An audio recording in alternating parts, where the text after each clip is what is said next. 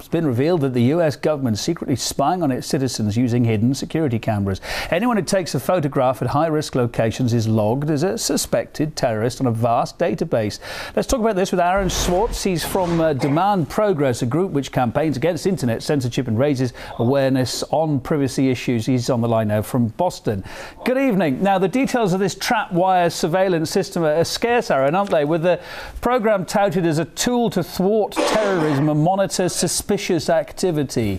What more do you know about it? Try and paint the picture here a bit clearer for us. Yeah, I mean, we've been able to kind of put a picture together based on the WikiLeaks revelations and also some government documents that have become available.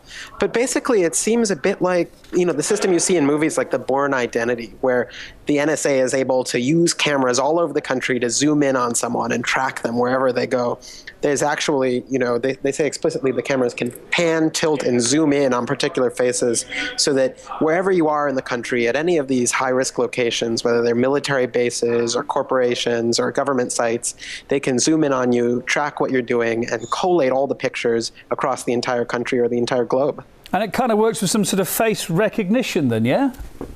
That's right. It all goes into a big face recognition database so that, if they see the same person at multiple places, they can track them wherever they go. And in fact, there are reports that they've been talking to companies like Facebook and so on. So not only can they track you in the real world, but they can track your face wherever you post online. OK, so hundreds of cameras connecting up to other cameras in a bid to pinpoint potential terrorist activity.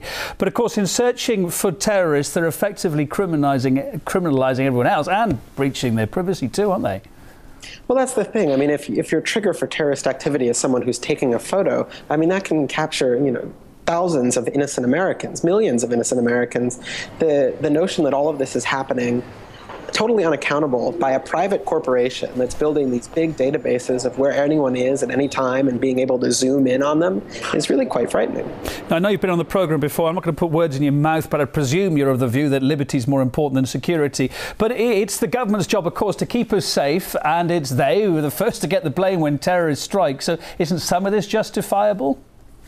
Well, that's the thing, is there's no evidence that this is helping keep us more secure. The government has repeatedly failed to show examples of where collecting all of this vast warrantless data has actually prevented terrorist attacks. Instead, what we do have are clear examples where it's been abused, used against the Constitution and the Fourth Amendment protections we have in the United States, and used to go after political enemies as opposed to actual terrorists. Now, well, this facial recognition system, and it puts all the images from the civilian CCTV cameras, as you're saying, into this data centre, which is run by a US firm, I believe, called Abraxas. Now, it's said that's staffed by large numbers of former CIA employees. Should we be concerned about that if it's true?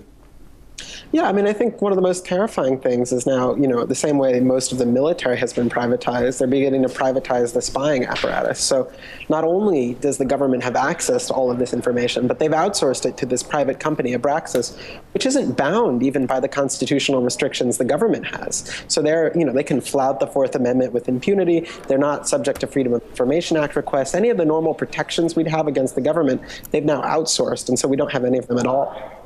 Aaron, thanks for that. Aaron Schwartz, activist from Demand Progress, on the line there from Boston tonight. Thanks.